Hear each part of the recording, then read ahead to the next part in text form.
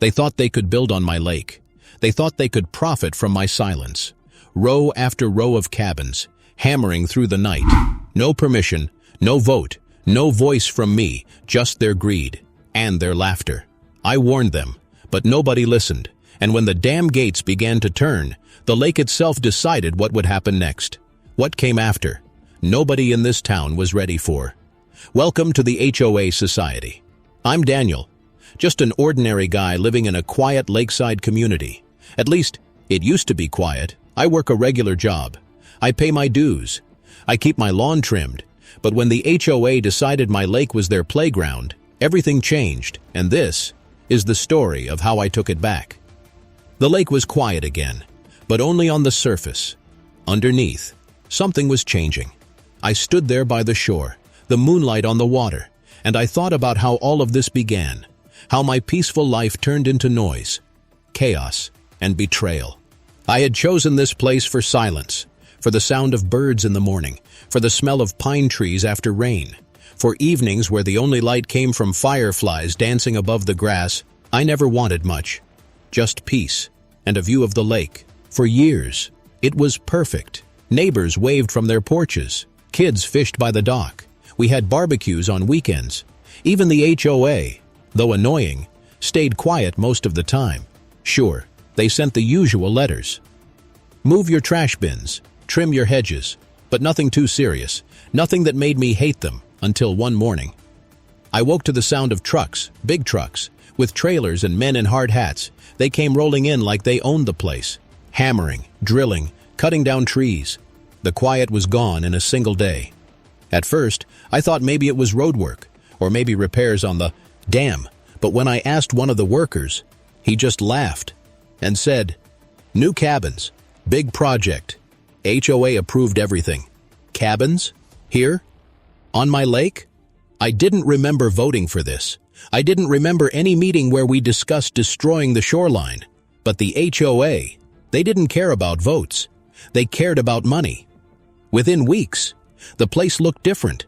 Where I once saw trees, I now saw piles of wood and gravel. Where I once heard loons calling across the lake, I heard saws, generators, shouts of workers, and the cabins started rising, row after row. Small wooden houses with green roofs, lined up like soldiers right against the water. One cabin, then 10, then 20, until the number reached 117. 117 cabins, built without asking, built without shame. The HOA called it a community investment. They said it would raise property values. They said it would bring life to the lake. But I didn't move here for life. I moved here to escape life. And now, I couldn't escape the noise. I complained. I wrote letters.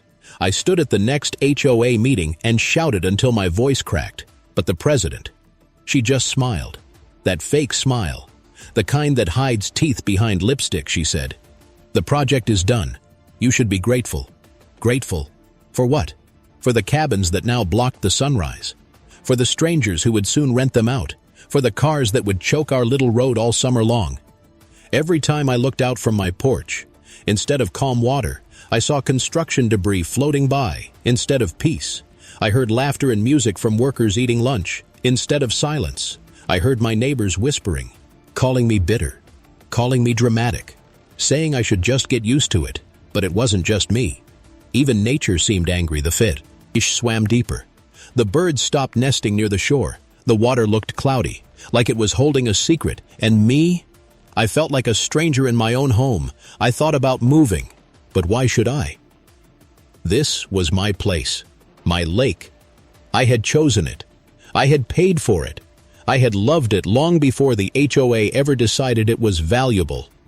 No, leaving wasn't an option. If they wanted to take something from me, they would have to fight harder. So I started watching the workers, watching the cabins rise one by one, and most importantly, watching the dam, because the cabins, all 117 of them, stood right on low ground near the dam gates, the same dam gates that no one had touched in years, the same gates that creaked when the water rose too high, the same gates that I knew better than anyone. When I was younger, I used to fish by the dam, My father told me stories about how the old steel wheel could hold back an entire river. He told me the gates were strong, but stubborn, that once you opened them, the water didn't ask questions. It just took everything in its way. And every time I looked at those cabins, I thought about that wheel, but I wasn't ready yet. No, not yet, for now. I had to endure the laughter, the meetings filled with lies, the neighbors who pretended nothing was wrong. But inside, something was boiling. A plan, a simple plan. One turn of a wheel, and the lake would decide what stayed and what didn't. I didn't know when I would do it, or if I really had the courage. But the thought stayed with me, like a shadow I couldn't shake. At night, I dreamed of water rushing through streets, of cabins floating like toys, of silence, returning to the lake. And when I woke, the hammering began again. Every nail they drove, every board they placed, pushed me closer to the edge. 107 cabins, built without asking, without care, without mercy. And every time I stood at my window, watching them, I asked myself the same question. How far would you go to take back what was yours? The cabins were finished by spring, 117 of them, standing side by side, like an army invading my lake. At first, I thought maybe the sight would bother me less once the noise was gone, but the silence after construction was even worse, because the silence wasn't peaceful anymore. It was heavy. It carried the weight of what was coming next. The renters. By May, cars started arriving. SUVs with out-of-state plates, boats strapped on top, families carrying coolers and inflatable rafts, kids running down the road like they owned the place. They weren't neighbors, they were strangers. Tourists, who paid the HOA for access. The cabins filled up, and so did my street. And soon, my peace was gone. The first night, I heard music, loud country songs blasting across the water, voices shouting, laughing, cheering. I closed my windows, but the sound still reached me. It was like the lake itself was mocking me. The next morning, I found beer cans floating by my dock. One had lodged between the rocks, another was crushed into the mud. Trash on my lake. My lake. I wrote another letter to the HOA. This time, I demanded answers, but instead of answers, I got a fine. The letter came in a bright white envelope. Violation. Grass exceeds approved length by 3 inches. 3 inches. They were building cabins, destroying shorelines, throwing parties until dawn, but my grass was the problem. I measured it myself. It wasn't 3 inches over, maybe 1, maybe 2, but not 3. And yet the fine stood $50, due immediately. I laughed when I read it, not because it was funny, but because it was too perfect. The HOA wasn't just ignoring me, they were punishing me. Every week after that, another letter arrived. Trash bin visible from the street, $25 fine. Mailbox paint fading, $40 fine. Garden hose left in the yard, $15 fine. They watched me like hawks, every little thing I did became a violation. But the cabins could do no wrong. One morning, I woke to find my driveway blocked. 3 cars parked side by side. All renters. I knocked on the nearest cabin door. A man answered with a beer in his hand. I told him to move his cars. He laughed and said, "Talk to your HOA. They told us we can park anywhere." Anywhere. I called the board. They told me I was being unneighborly, that I should embrace the new community spirit. And then, they raised my dues. Community spirit. This wasn't spirit. This was theft. They had stolen my peace, my view, my life. And as much as I tried to ignore it, my eyes kept drifting to the dam. The wheel was still there, rusted, waiting. I could almost hear it groaning in my mind. The cabins sat so close. One surge of water, and the ground would swallow them whole. But I wasn't ready, not yet. I needed patience. I needed them to dig their own grave. So I watched, and they gave me more reasons. Trash piled high behind the cabins, plastic bags blowing into the water, oil from boats spreading like a stain on the surface. The fish disappeared. The herons stopped visiting the shore, even the frogs went silent at night. It felt like the lake was dying, and the HOA didn't care. They were too busy collecting rental fees, too busy sipping drinks on cabin porches, too busy writing me another violation notice. The worst came in July. I was grilling on my deck, trying to enjoy what little space I had left, when the HOA president herself came walking up my driveway. She wore sunglasses, heels sinking into the gravel, and that same smile, the one that never touched her eyes. She told me my deck was out of compliance, that it was too large for the current regulations. I reminded her it was built 10 years ago, long before the new rules. She shrugged and handed me a paper, a demolition notice. They wanted me to tear down my deck. The only place I could still sit and see the lake without cabins blocking the view, tear it down, or pay $100 a week in fines. I stared at her, and for the first time, I didn't feel anger. I felt something colder, something sharper, the kind of feeling that doesn't fade. She turned, walked back to her car, and I knew right then, the board had declared war on me. But what they didn't know was that I had already chosen the battlefield, the dam, that night. I walked to it again. The moonlight shone on the water. The cabins glowed in the distance, and the wheel sat there like an old friend waiting for me. I touched it. Cold metal against my hand. It resisted at first, but when I leaned in, it shifted, just slightly, enough to remind me of its power. I let go. Not yet, but soon, because every letter, every fine, every laugh from the cabins was pushing me closer, and when the day came, no HOA rule, no smiling president, no rental contract would be strong enough to hold back the water. The lake was patient, the dam was patient, and so was I. The fines kept coming. The noise never stopped, and every day I felt more like a prisoner in my own home. But prisoners sometimes escape, and I wasn't going to stay quiet forever. The cabins were full all summer, every weekend. More cars, more strangers. Bonfires crackled, music thumped, voices echoed across the water. It felt like the whole lake belonged to them, but I knew the truth. The lake wasn't theirs. It wasn't even the HOA's. The lake had a mind of its own, and I was the only one listening. I started walking to the dam at night, not every night, just enough to make it a habit. The path was rough, covered in roots and weeds. Most people avoided it, but I knew every turn, every stone, every tree that leaned across the trail like a gate. And when I reached the dam, I always stopped at the wheel. The steel was rusted, but strong. I touched it with my hand, cool, heavy, alive in some strange way. When I leaned on it, the wheel creaked like an old man clearing his throat. It wasn't ready yet, but I could feel its hunger. The gates wanted to open, the water wanted to run free. I whispered to it sometimes. I told it to wait. I told it that the time would come, and deep down, I believed it was listening. Meanwhile, the HOA found new ways to remind me I was their enemy. They sent me a notice about my mailbox. Too tall, they said, by 2 inches, 2 inches. I laughed when I read it, not because it was funny, but because it was insane. They measured my mailbox, while 117 cabins poured trash into the lake one afternoon. I caught kids throwing rocks at my windows. I stepped outside, shouted at them, and their parents came out of a cabin. They didn't apologize. They told me I was creepy for yelling at children. They told me the HOA said I was difficult, and they told me, if I didn't like the cabins, maybe I should move from my home, because of them. That night I sat on my porch, the moon shining over the water, and I realized something important. The HOA wasn't stupid. They were powerful, in their petty little way, and if I fought them in meetings, in letters, in arguments, I would always lose. They had rules. They had money. They had neighbors who believed their lies. But I had something else.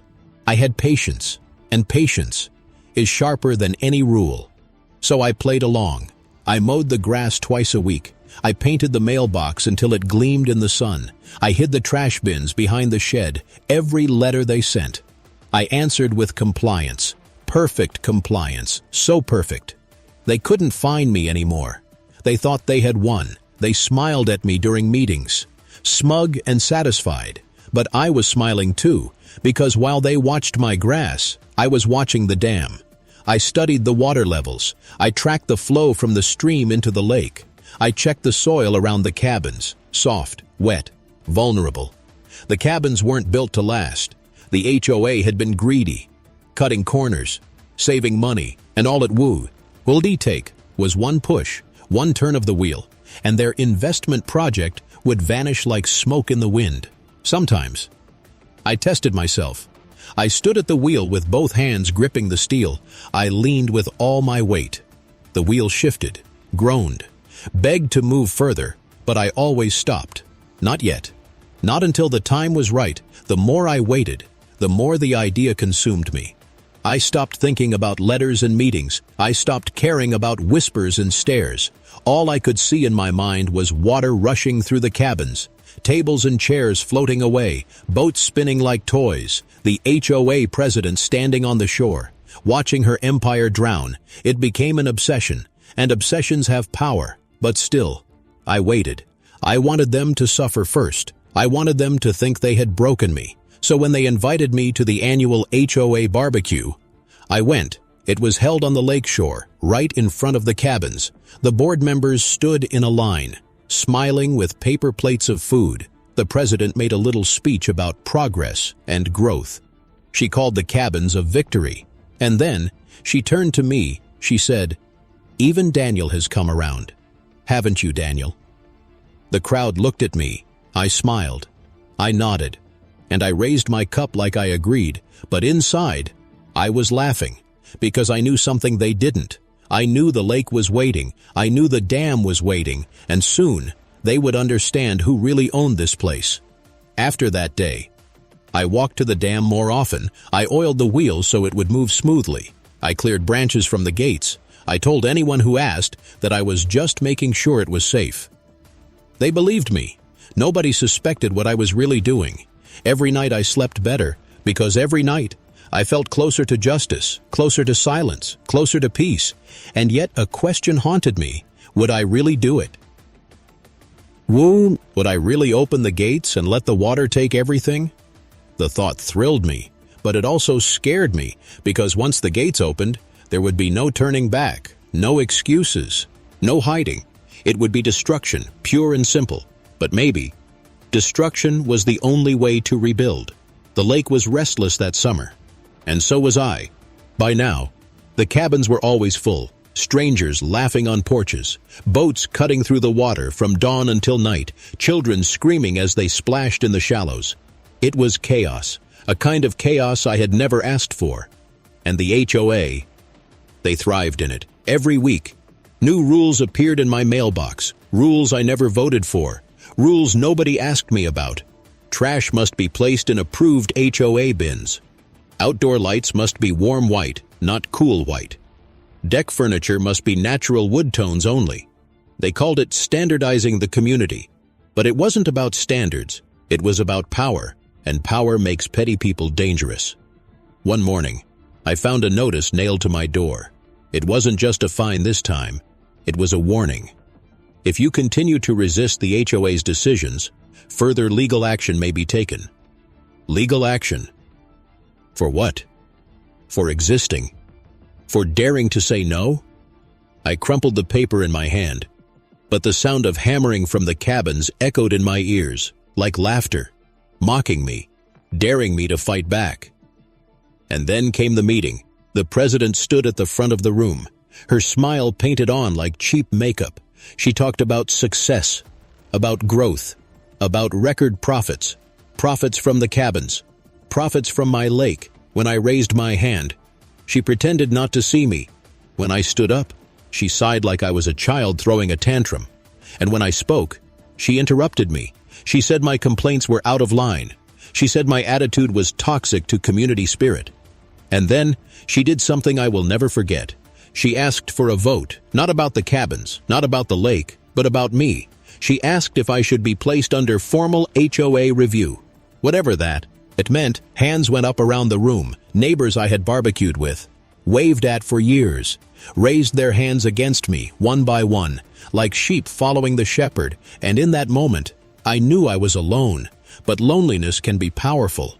It strips away the noise, it leaves only truth, and the truth was this. They could find me, they could shame me, they could vote against me, but they couldn't take away the dam, that night. I walked there again. The path was darker than usual, clouds covering the moon, the cabins glowed in the distance, lights twinkling like a false paradise, and the wheel waited for me. I placed my hands on it. Cold steel biting into my palms. I pushed, it resisted, then gave a little. A deep groan echoed through the night. The water shifted, restless, angry. I pulled it back. Not yet, but soon, because the HOA wasn't done. 2 days later, I got another letter. This time, it wasn't just about fines, it was about my property itself.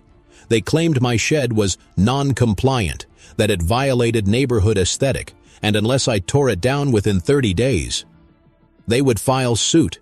My shed? The same shed I built with my father 20 years ago? The one that held his old tools, his fishing rods? They wanted to erase it, like it was nothing. I walked out back, touched the old wooden boards. They smelled of cedar and oil. Memories soaked into every corner, and I felt something break inside me. Not sadness, not anger, something darker, something final. The HOA thought they were winning. They thought they could bury me under letters and rules and fake smiles, but all they were doing was digging their own grave. I started planning more carefully, watching water levels, timing the flow of the stream, measuring how long it would take for the lake to rise after heavy rain. I even bought gloves, thick leather gloves so the wheel wouldn't tear my skin when the night finally came. I hid them in the shed, the same shed they wanted to destroy. A fitting irony. And the more I planned, the calmer I felt, because now, the fear was gone. All that was left was inevitability. One evening, I stood on my porch. The cabins were alive with noise. Families shouting over each other, fireworks popping above the trees, and I realized something strange. I wasn't angry anymore. I was amused, because all those people, all those renters laughing in their wooden cabins, had no idea how fragile they were, how temporary. They thought they were safe, because the HOA told them they were. But I knew better. I knew their paradise sat on borrowed time, borrowed from the dam, borrowed from me. And I couldn't help but smile, because justice was coming. Not through courts, not through letters, but through water. The great equalizer. Still, I waited, because waiting made it sweeter. Waiting let me see their arrogance grow. Waiting gave me time to imagine the look on the president's face when it all came crashing down. I pictured her standing on the shore, heels sinking into mud, her smile finally gone, her eyes wide with shock. I pictured the cabins breaking apart, one by one, like toys in a bathtub. I pictured silence, real silence, returning to my lake, and every time I closed my eyes, I felt the wheel in my hands again. I heard the groan of the gates. I saw the rush of water. It haunted me, but in the best way. The HOA thought they had stripped me of power, but in truth, they had given me more power than ever, because I held the key, one decision, one turn, and the game was over. The night came quietly, quieter than I expected. The cabins were full again. Cars lined the street, boats tied to the new docks, music floated across the water, laughter echoing through the trees. The HOA president was there too, celebrating another successful season. Her voice carried even from the shore, praising the cabins, praising herself, and I sat on my porch, listening, waiting. The gloves were in my pocket, thick leather, stiff but ready. I slipped them on, flexed my fingers, and for the first time, I wasn't nervous. I was calm, because this wasn't anger anymore. This was balance, the kind of balance nature always demands, and I was simply the one turning the wheel. I walked down the old path to the dam. Branches cracked beneath my boots. The air smelled heavy, like rain was coming. The moon hung low, hidden behind clouds, and the lake was restless. When I reached the dam, I paused. The cabins glowed in the distance, little squares of yellow light, shadows moving inside, families laughing, drinking, sleeping. Completely unaware, I placed both hands on the wheel. The steel was colder than ever. It resisted, stiff from years of rust and silence. But I leaned in, pushed with everything I had. The wheel groaned, then shifted. The sound echoed across the water, like thunder trapped in iron. I froze, waiting. But no one came, so I pushed again. The wheel moved further, and the gates began to open. At first, it was just a trickle, a thin stream sliding through the cracks, but the pressure built quickly. The water surged, then roared, a sound so loud it shook my chest. The lake rushed forward like a beast set free. I felt the dam tremble beneath me, and I stepped back, just to watch. The cabins stood proud and bright on the shore, but they were fragile, too fragile. The first surge hit the lowest row, water slamming against their wooden walls, chairs floated from porches, fire pits disappeared under the flood, lights flickered inside.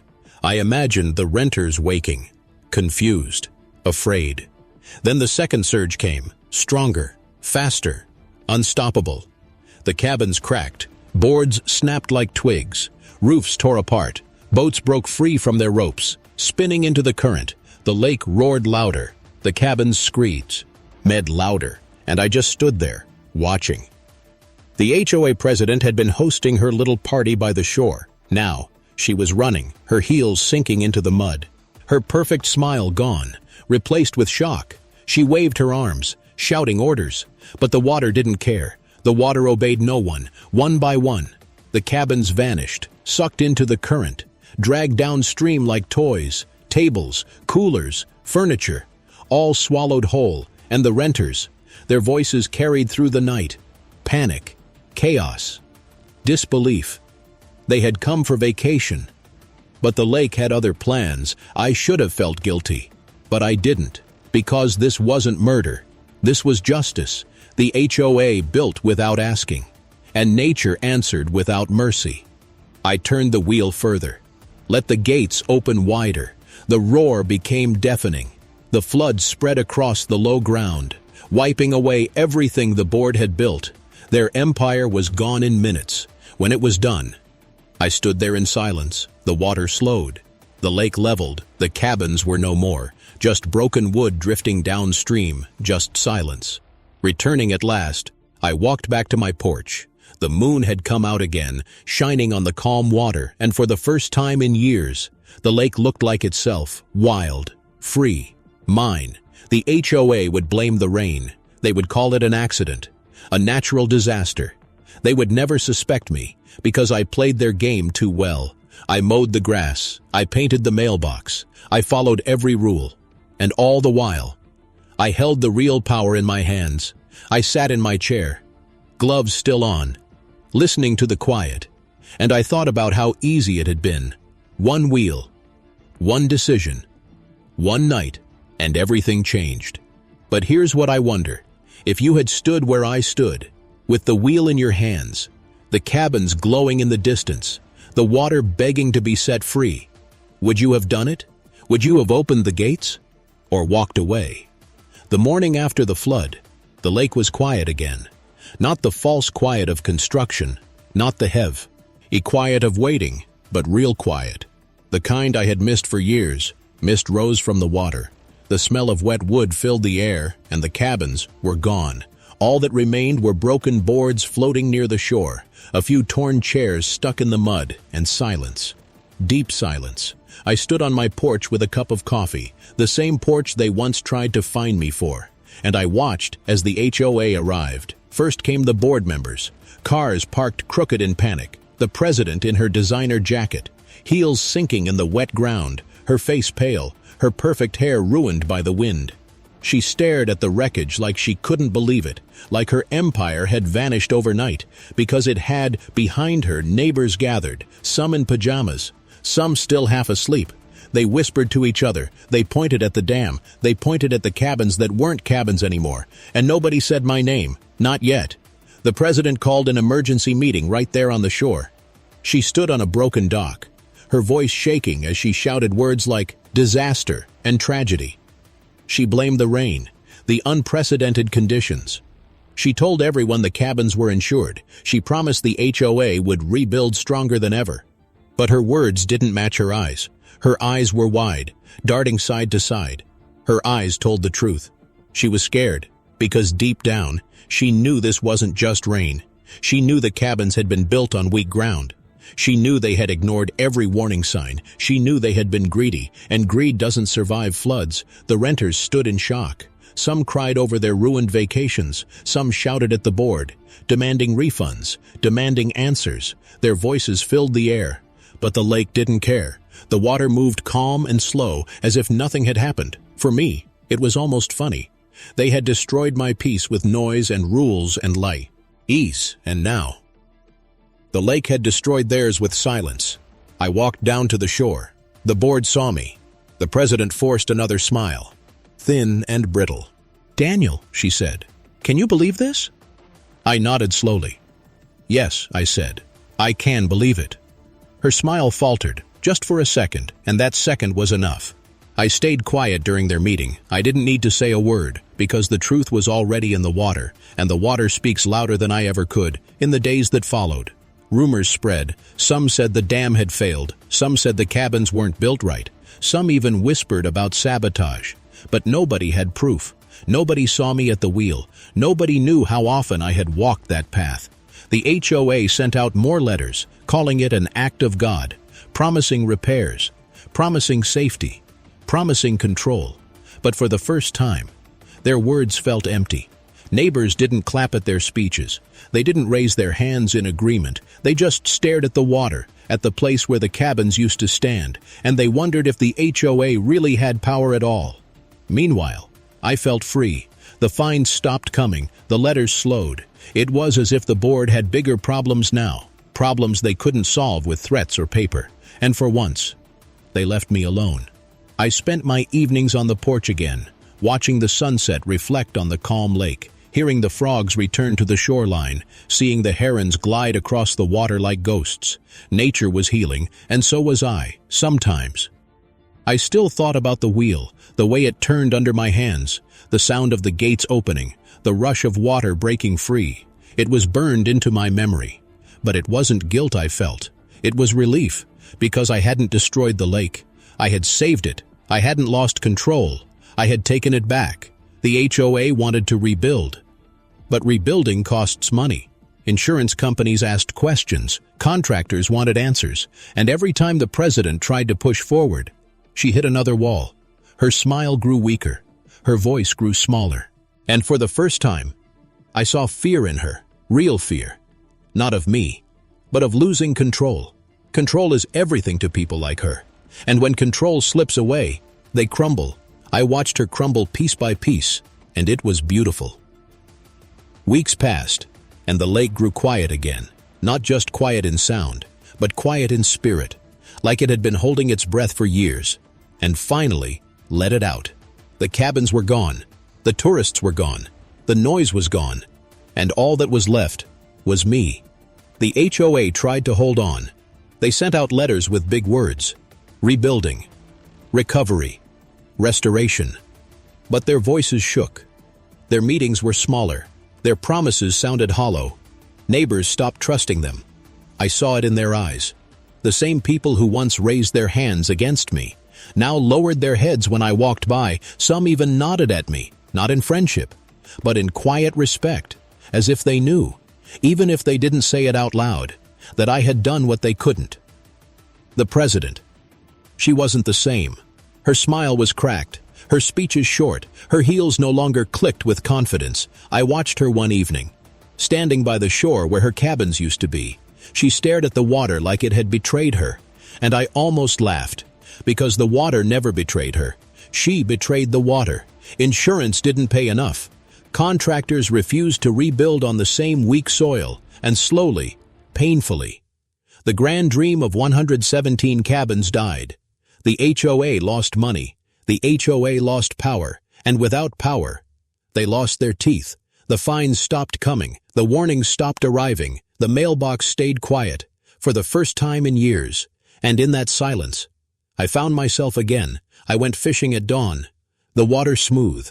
The sky painted in pink and gold. The herons returned, standing tall in the shallows. Even the frogs sang again at night. Nature doesn't forget, it forgives slowly, but it always comes back. I walk the path to the dam sometimes, not with gloves, not with purpose, just to look. The wheel still stood there, rusty, stubborn, silent. I touched it once in a while, and every time, I felt its weight, not just in steel, but in memory, because that wheel wasn't just a machine anymore. It was a choice, the choice I made. The night I decided silence mattered more than rules. Do I regret it? No, not for a second. I didn't flood the lake. I freed it. I didn't ruin lives. I restored balance. The HOA built without asking. They laughed at warnings. They punished the wrong people. And when power blinded them, nature answered back. But here's the thing. Nobody talks about it openly. Not in meetings. Not on the street. They whisper. But they don't name names. And maybe that's for the best, because silence has power too. Silence protects me. Silence keeps them guessing, sometimes late at night.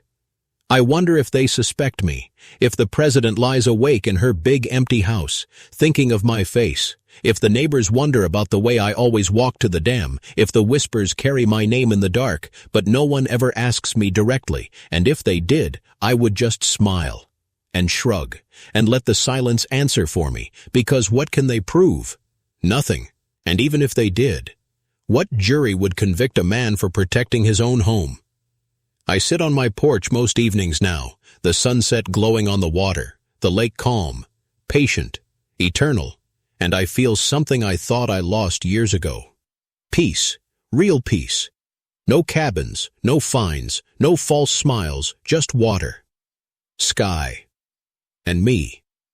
The HOA will never rebuild. The money is gone, the trust is gone, the power is gone, and maybe, just maybe, they've learned something, that rules and greed can't stand against nature, that silence isn't weakness, it's strength, that sometimes the quiet ones are the most dangerous. Eileen B. Back in my chair, sip my coffee, and watch the fireflies return. They blink in the dusk like tiny lanterns, the same fireflies I used to watch years ago, before the cabins, before the noise, before the war. And I smile, because the lake is mine again. Not by papers, not by votes, not by rules, but by truth, and truth always finds a way to surface. But I'll leave you with this thought, because it's the question that keeps me awake some nights, not with fear, but with curiosity. If your HOA stripped away your peace, humiliated you, buried you under petty rules, and laughed while you drowned in silence, would you fight them in their meetings, in their courts, in their endless letters? Or would you do what I did, and let the water speak louder than words?